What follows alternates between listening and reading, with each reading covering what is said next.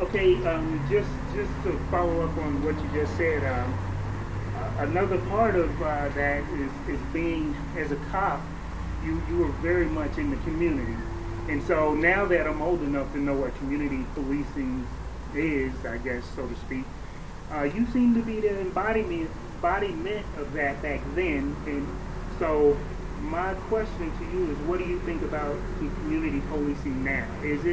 Is it up to par, or does it still need improvement? Well, and that's a good question. And first of all, let me say I think that we have law enforcement agencies here that do a very credible job. I mean, the women and men in blue and green and gray or whatever, I think they do a very good job at what they do. However, I think when you talk about community policing, just like anything else, it has to evolve into the future. And what we did back then was called community policing, and they still call it today. But I think individually, as an officer or officers, I think you have to make it personalized policing now that, you know, will enhance community policing. In other words, taking personal responsibility for the area that you are assigned to or that you work in. And see, that should be the mainstay for every law enforcement agency. One of the things that was given to me many years ago is that whatever area you assign to, be the police chief of that area. And how do you want that community to be? Which means that you have to know who's there, know what schools the kids go to, get involved with them, know the churches, know the leaders, and work toward a consensus.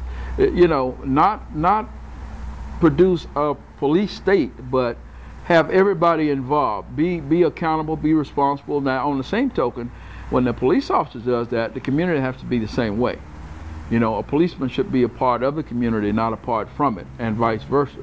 So when you do that and take it to the next level, is it going to be perfect? No, it's not going to be perfect, but people will know who they can contact or who they can trust, and that's the key word. You need to be able to trust your officer, and also need to be able to trust the people in the community. Okay. Being in government now, do you still feel just as fulfilled when you were out on the beat or whatever, but you knew the folks in the community and you were helping kids, and you know, are you just as fulfilled as you were then? Well, I still got a lot more to do, a lot more to offer with the help of communities and some of mine, what you said earlier, some of my mentors. We can achieve a lot more than what we're doing now. It's kind of slow right now, but we can do better. I know we can do better. But again, it has to go back to that personal responsibility and accountability. Even though I represent a certain ward, but I'm a representative of the whole city of Fort Myers, that, you know, under the Constitution of the United States, that's what I've sworn to do. And I will continue to do that as long as I can contribute to society. When it comes that I can no longer contribute something positive, then, you know, what I do right now is preparing to bring somebody else up. And that's the part of mentoring and character that is so important, that I know that I'm not going to be able to do this for the next 30, 40 years. So we need to be training young men and women to be a part of the government, be a part of our system, so that we can have a better system. It needs some tweaking right now. But we will, you know, we have a system in place, but anything can be improved. Okay.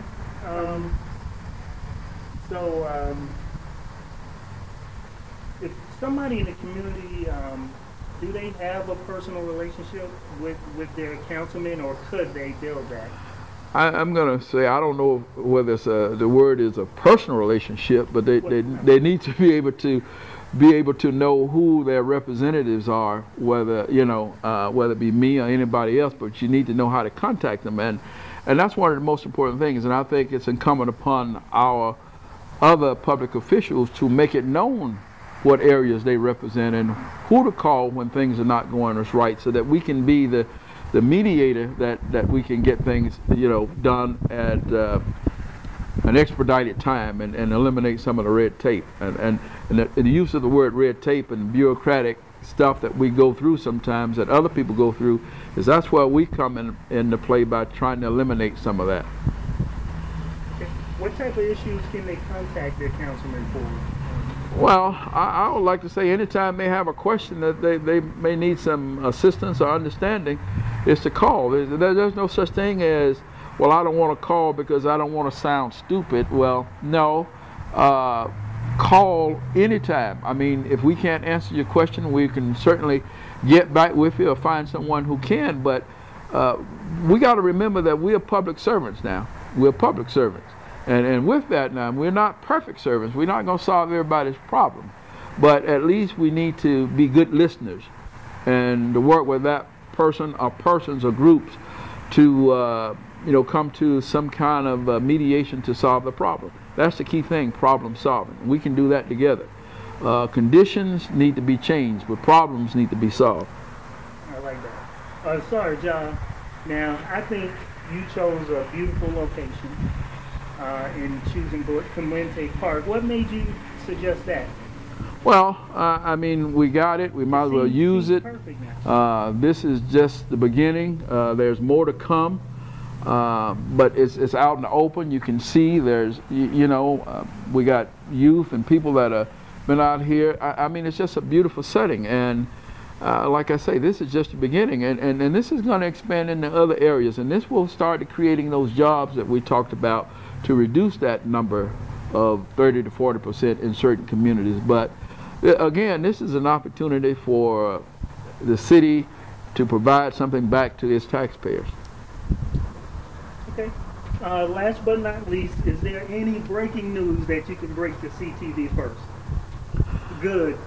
Well, is that we still going to forge ahead and stay tuned, but I am not going to be a career politician in this aspect. I love doing what I'm doing now because all politics is local and it starts here. And I'm honored and thank God for you, my family, my friends, to be able to help. That's all I'm doing, because we're only here yet for a little while, and I would like to leave this community and this world better than what I found it. So with that, no, there's nothing out there, but I'm real, I'm relevant, I'm reachable, and I want people to use me. But I will not let anybody abuse me or any other things in these cities. So I'm just fortunate to be here, and I thank God for my health and my strength, and to be able to look back at you and see where you came from, because there's a story about the ticket, and the ticket was that if Jesse gets an education, what's included in the ticket is a good quality of life. It's in the ticket. And the ticket has the education. So I'm excited and look forward to another 4 years. And I don't know if something may come up, but I'm open. Well, thank you, Sarge. I mean, I'm inspired. I thank you for taking time out and really giving me an in-depth interview. That's what I'm supposed to do. I thank you for giving me an opportunity to give back to the community, and again, it's always good to talk with you, who you know where you come from and where you're going. So I appreciate that. Yes, sir. It's always a pleasure. Yes, sir. All right.